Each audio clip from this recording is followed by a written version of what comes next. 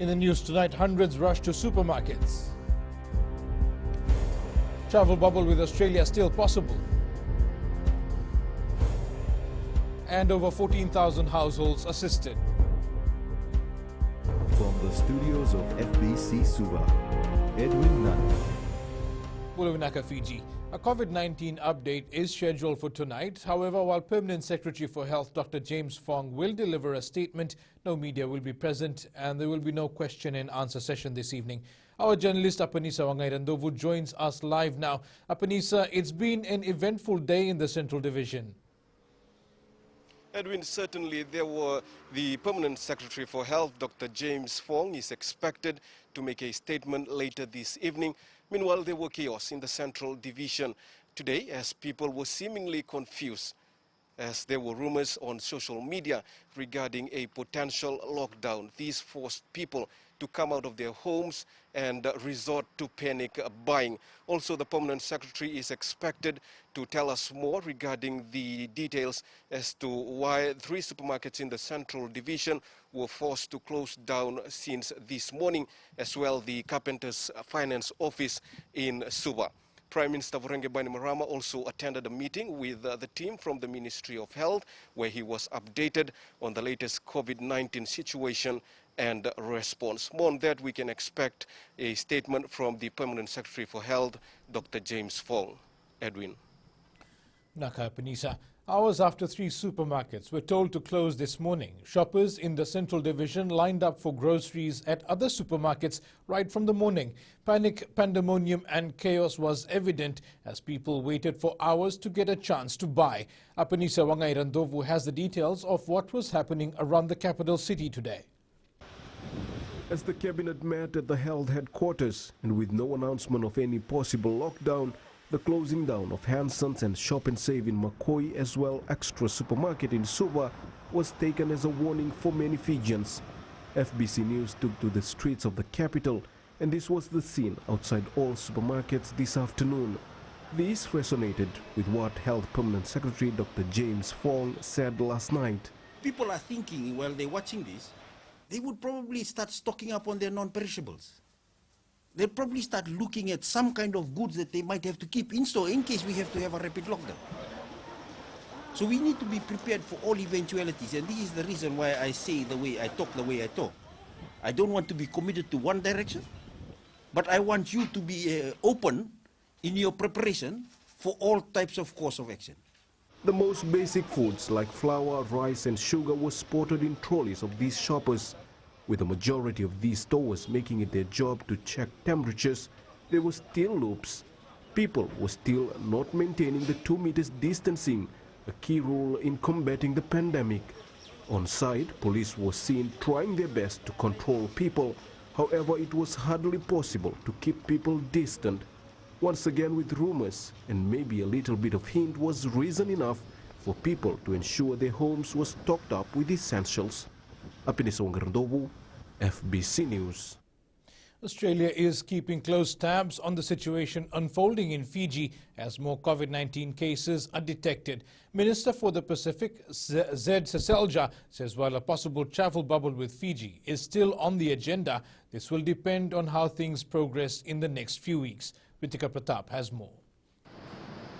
Following a successful travel bubble with New Zealand, Australia remains keen to see that happen with Fiji.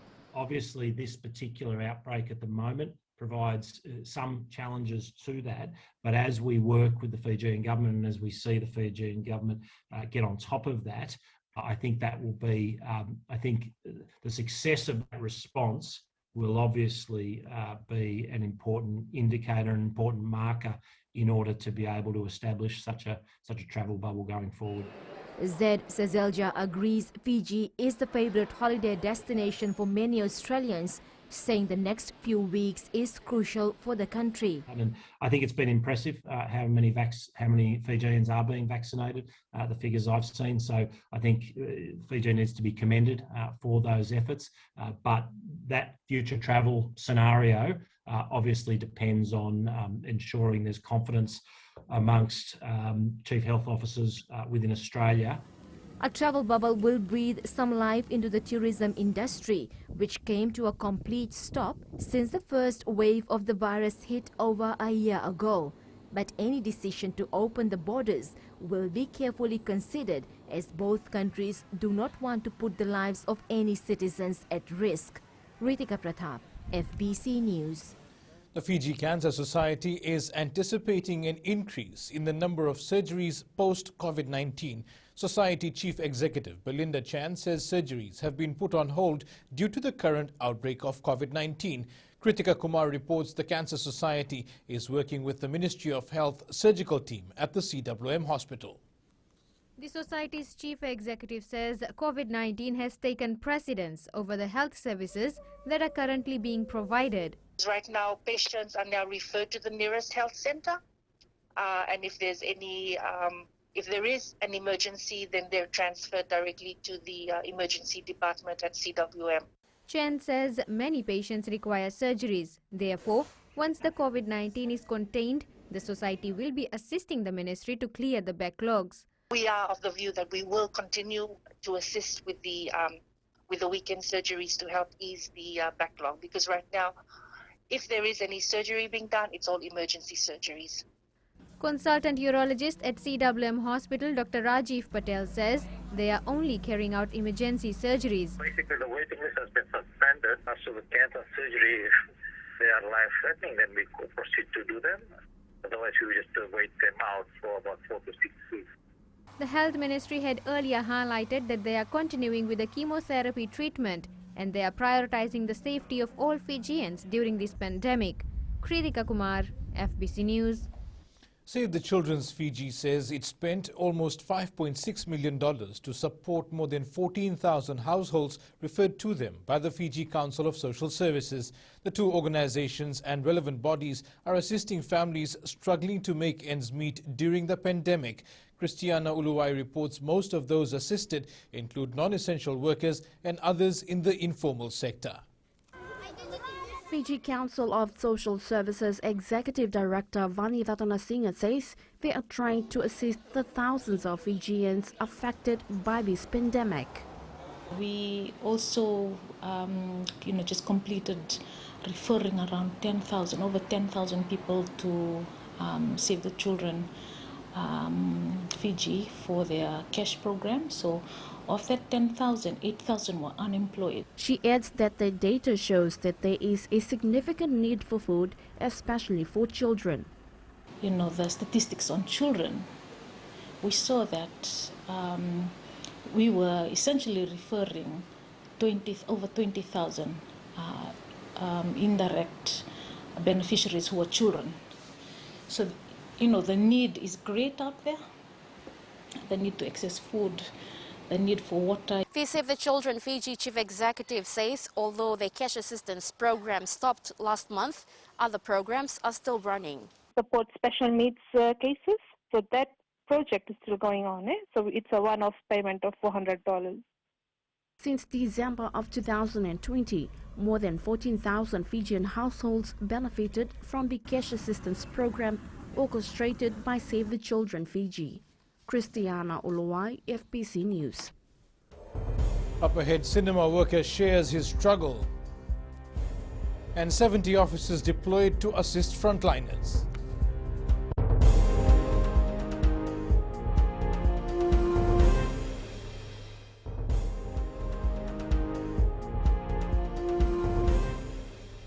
Welcome back. Hundreds of Fijians laid off from work are struggling to keep up with their daily expenses, and one such person is 26-year-old cinema worker Vineet Chand. A 9-year employee at Damodar Cinemas, Chand is the sole breadwinner of his family. As Kelly Vadala reports, he's now turned to his life savings to keep his household fed. Being laid off for the second time as Fiji battles its second COVID wave has left people like Vineet Chand questioning where to get their next meal from. I've taken all these loans and now all of a sudden I've been we are not working, the business is not doing well, and we've been asked to be laid off. Chan says one of his biggest challenge is being away from his mother, who resides in Rewanga, Suva, where a positive case was announced. It's very hard for me to go through the day without having food from her handmaid. You know how mothers are, and even during Mother's Day I couldn't meet her. Similarly, Ronald Chandra, who is a businessman, is hoping things would get under control, as it's been a month since he last saw his family in Vanua Levu. I miss them too, but I just praise God that at the moment we are still safe. These three individuals are maintaining their bubble and not allowing visitors home. They're not even visiting close family members, just to ensure they avoid unnecessary movement. Kelly Vadala, FBC News. The Fiji Navy in the last 2 weeks has deployed more than 70 officers to assist health teams carrying out screening and testing within communities. Navy Commander Captain Humphrey Tawake says their officers are operating out of 2 bubbles at the moment. Tawake adds they are also looking out for the welfare of officers, as many have been working tirelessly for weeks without seeing their families.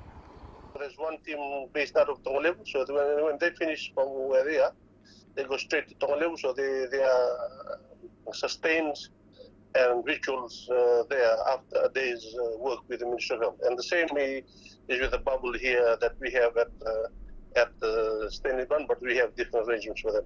But the ones in Tonga Levu are totally isolated. The Ministry of Health says over 130 patients are within the cordon of Lautoka Hospital. The hospital has been on lockdown since Monday, when 4 cases of COVID-19 were recorded at the facility. The hospital is now a full-time COVID-19 treatment facility, as doctors and nurses who were on duty cannot leave until the all clear from senior officials. Chief Medical Advisor Dr. Chemesa Tundrabu says people in Lautoka can present themselves to the Punjus Health Centre, the VCSA Health Centre and the FEMAT Field Hospital, which are open to the public. Dr. Tundrabu says residents can also visit general practitioners in and around Lautoka. Australia will ensure that support to Fiji and other small island countries is comprehensive. Australian Minister for the Pacific, Zed Seselja, says they have committed around $16 million in the fight against COVID-19. Seselja says the funding is a mix of direct financial support to procure the vaccines and, where possible, sharing surplus Australian doses as well. Seselja stresses that Fiji has a strong public health system, but it is always helpful to provide more assistance. Still to come in world news, more people injured in violent clash. And later on in sports, Dindi Kilati shares his experience.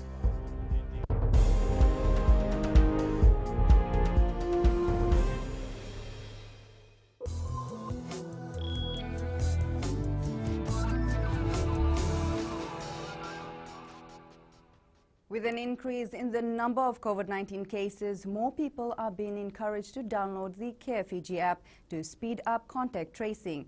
There have been more than 250,000 downloads of the app, and Permanent Secretary for Health Dr. James Fong highlighted that there is a need for more downloads of the app until the number surpasses 600,000, which is the number of smartphones in Fiji. Lina Rees reports. Vodafone Fiji confirms it has provided an incentive of 200 MB free data for every download of the Care Fiji app. It claims that of its 800,000 subscribers, 640,000 are smartphone users. Digicel has also seen a rapid growth in mobile technology in the country. CEO Farid Mohammed says people are more likely to have smartphones to be able to access internet and use social media in particular.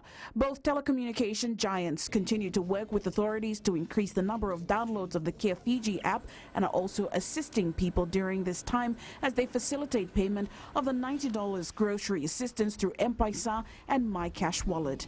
Lina Rees, FBC News.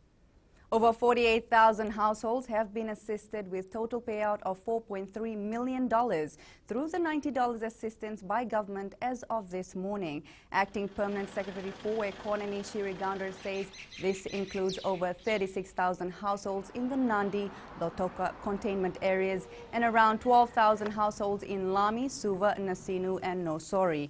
Gandar says applications remain open for the Lami, Suva, Nasinu and Nosori areas. The government government is giving affected Fijians $90 as grocery payment to assist those who have been laid off from work or those struggling during this pandemic. Here are the local exchange rates as set early this morning. The Fiji dollar was pegged higher against our two major trading partners, the Aussie and Kiwi dollars, as well as the euro and the Japanese yen.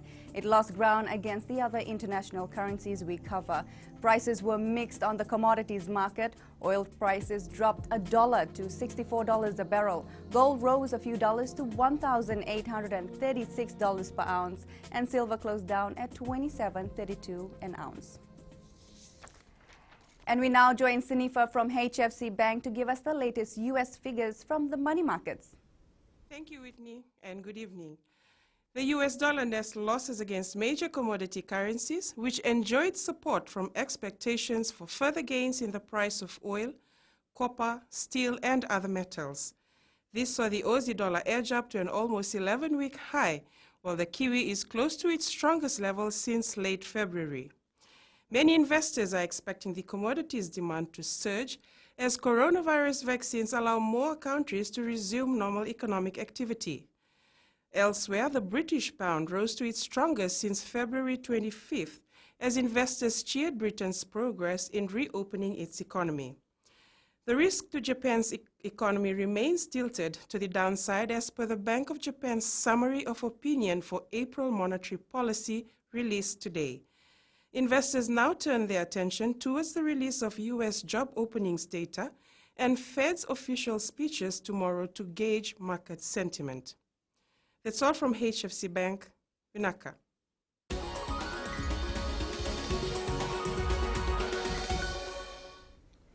Works at the new Korosomo Alignment Road is progressing well after it was halted due to the wet weather experience in the Northern Division.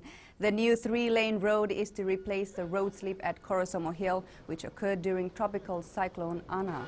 According to the Fiji Roads Authority, the works will take up to 6 weeks before the road can be ready for use. It's been 3 months now since work on the new road commenced. Work is also progressing well on the construction of a new single-lane access beside the slip site to allow for heavy commercial vehicles to pass through. This is expected to be completed soon.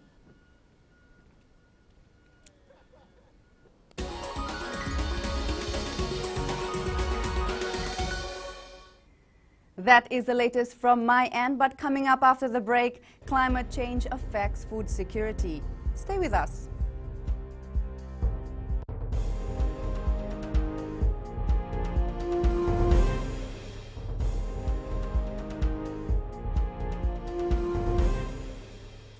Welcome back. We have the latest information to hand from the live briefing by the Permanent Secretary for Health, Dr. James Fong, on COVID-19. And as of now, we have 12 new cases of COVID-19 recorded today. The 12 are from Makoi and are close contacts of case 140, the woman who tested positive yesterday. 4 of the cases are from her household, 7 are from an adjoining home, and 1 is a secondary contact. All the cases are in isolation. One of the contacts of the woman and another secondary contact's travel history resulted in the closure of 3 supermarkets in the Central Division today.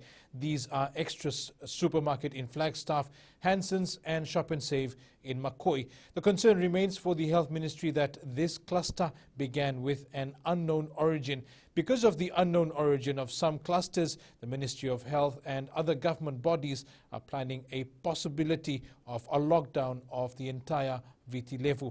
You can get more information on tonight's media briefing on our FBC News website.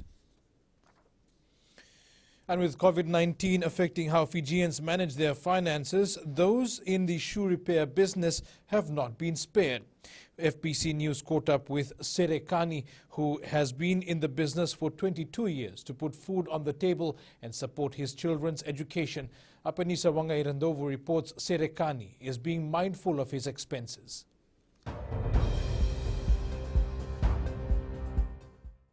The Tadirua man says despite earning less money during these trying times, he is grateful that it's contributing to his family's welfare. Self-employed itu As a sole breadwinner, it's been really difficult, but I'm able to save whatever I get and mindful of my spending. The father of 4 says the thought of providing for his children is what keeps him going. In my mind every day, if I don't work, my children won't eat, hence the need for me to work hard. Serekani adds, with times getting harder, regular customers have shown true Fijian spirit during this time. There are customers who would come up and just give us any spare they have. This helps with our savings because we can't predict what can happen next. Serekani and his colleague are hardly making any money during this period. He says support from family is also key to their daily survival, as he encourages people to help one another during this difficult time. Apenisong Grandobu, FBC News. The impacts of climate change on small island countries also pose a threat to food security, a major concern for many local communities. Pacific Blue Foundation, through its Green School initiative, is helping local communities with organic farming to counter the impacts of climate change on food security. Jeshulal reports.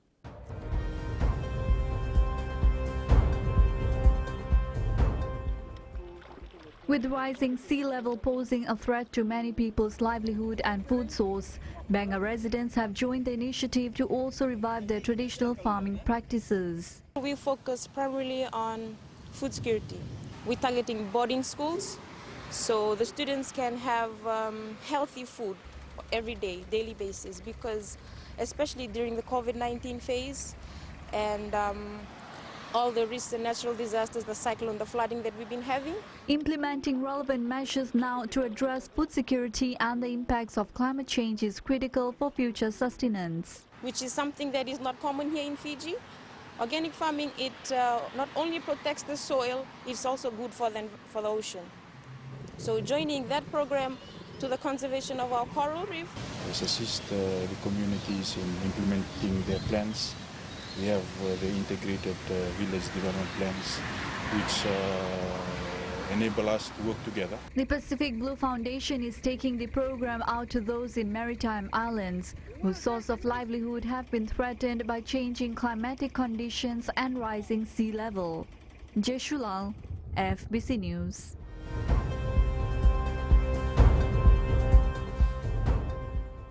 And in Q&A tonight, Eleanor Turangaiviu speaks with Ravi Chaganlal, the president of the Savu Savu Chamber of Commerce, on COVID-19's impact on businesses. With the COVID-19 situation affecting the country at the moment, how has this affected businesses in Savu Savu? We could see a huge drop in sales and hardly people coming to town. So that was one of the major impacts, because most of the people, they are in villages. So I think most of the villagers had told their gang not to come to town. So that's one of the reasons the sales has been down. Is it a repeat of last year, 2020? I think it's much worse than 2020. Because looking at the cases, it's only increasing and it's not decreasing. So I think there will be a huge impact on the whole of economy, Savu or even whole of Fiji. Savu Savu was recently designated as Fiji's second Blue Lane yacht port. This means that there will be yachts coming into Savu Savu despite the current COVID-19 situation. What will this mean for businesses? We might have some sales, but not that much, you know. But yachts, they bring in good amount of money to Savu Savu, but let's see. Mostly the yachts are basically on maybe souvenir items, food stuff and liquor and bars and restaurants. That's what they actually go for. And tours. With the yachts, the thing is they do the quarantine while they're on the boat. So they are the safest tourists to come to Savu Savu. And now to Jamie for all the latest in sports. Vinakayan, good evening. Coming up in sports, and Touch Rugby pushes on in lockdown. This and more after the break.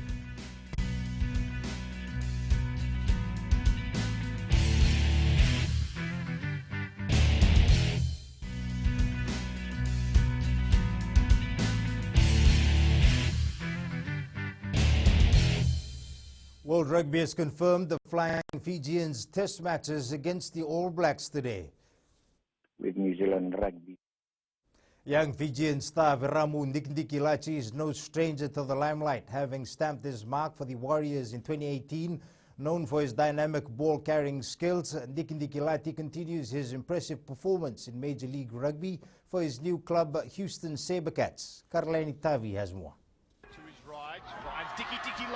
Learning from some of the great in Super Rugby like Diwa de Roos has been an eye-opener for Ndikindikilati. Yeah, it is a great honor for us to play alongside so many great players like the former Waratahs halfback Diwa de Roos. It helped us. It helped us along. Like many overseas-based players, Ndikindikilati is setting his eyes on joining the Fijian team that will play in the Super Rugby competition. Yes, focus to playing on my club. A time will come if the Fiji Rugby Union want me to play for the Ngua, then I can be participate. After weeks of speculation, All Blacks halfback TJ Perenara has confirmed his returning to New Zealand. The 69-test All Black made the announcement on his Instagram account. But just as Perenara is set to return, another All Black star and former teammate is set to leave. The current COVID-19 restrictions have pushed some sporting organizations to think outside the box. One such sport is touch rugby, and as Aquila Dama reports, the franchise teams have found a way to keep things going. Hope is not lost for Touch Fiji after they finished 2 rounds of its franchise competition before being put on hold. It doesn't stop the preparation, apart from physically, doing the training runs, the video analysis and the likes, that's still ongoing behind the scene. For the Dhamakau franchise, they've found a way to train together through social media. We have forums for the franchise teams, and we also have a strength conditioning coach for the whole franchise. And we're lucky enough for him to be able to give individual or give training sessions every day. Dhamakau and Liba Liba Whites are the 2 informed teams in the competition. Aquila Dama, FBC Sports.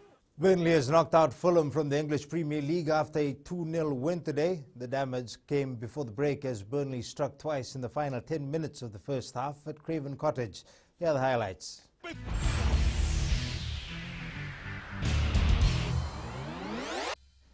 In today's play of the day, Russell Westbrook clinching a record-breaking 182nd triple-double in a loss against the Atlanta Seahawks today. The record had stood since 1974 and was once thought to be untouchable. That's it from Sports Tonight, but coming up in Weird and the Wonderful, the story of Rio de Janeiro's self-proclaimed King Marcio, who's been living on a beach for more than 25 years. Find out more after the break.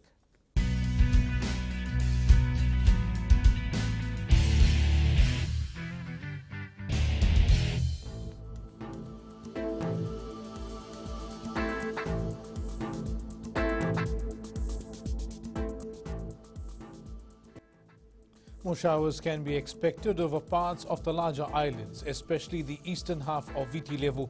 This as a high-pressure system to the far south of Fiji directs a fresh to strong southeast wind flow over the group. The west was mostly sunny, with some showers in the afternoon. Eastwards from Pacific Harbour to Suva, mainly cloudy with intermittent showers experienced throughout the day. In the north, partly sunny with cloudy conditions. At sea, southeast winds 25 to 30 knots, rough to very rough seas, moderate southeasterly swells. The next low tide is at 12:04 a.m. with high tide at 6:51 a.m. Sunrise is at 6:23. The outlook for tomorrow, cloudy periods with brief showers over the major islands, elsewhere mainly fine. And for Thursday, cloudy periods with brief showers over the eastern parts and interior of the larger islands, elsewhere mainly fine. And in Fijian Pulse tonight, we ask, with more COVID-19 cases being recorded, do you think there's a need for a lockdown? It's going to be a generally lockdown. I'm just thinking how people are going to survive. The virus will come and government should make the lockdown, and people can stay home and wrap ourselves. I suggest we should go on lockdown as this will keep us safe. I wish the government will do a proper lockdown, like give us at least a week in advance so we can prepare ourselves.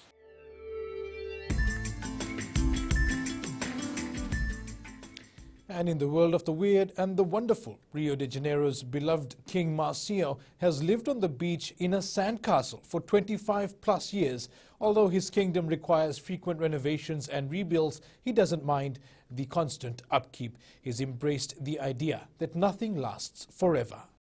Recapping our main stories, 12 new cases of COVID-19 confirmed in the last 24 hours, all stemming from case number 140, a woman from Makoi. Hundreds lined up outside supermarkets in the Central Division for most of today, and a travel bubble with Australia is still possible. For these stories and others, you can tune in daily to our sister radio station Gold FM. To our poll question, this week we are asking, has the extended school break resulted in more screen time for students? Visit our FBC News website to answer. And you can send us newsworthy pictures and videos. Email fbcnews@fbc.com.fj or share it with us via our various social media accounts, including Facebook, Twitter and Instagram. You can also download our FBC app to keep updated with the very latest news and sports and listen to our 6 radio stations live. That's your news this evening. I'll see you again tomorrow. Until then, stay safe. Modemanda.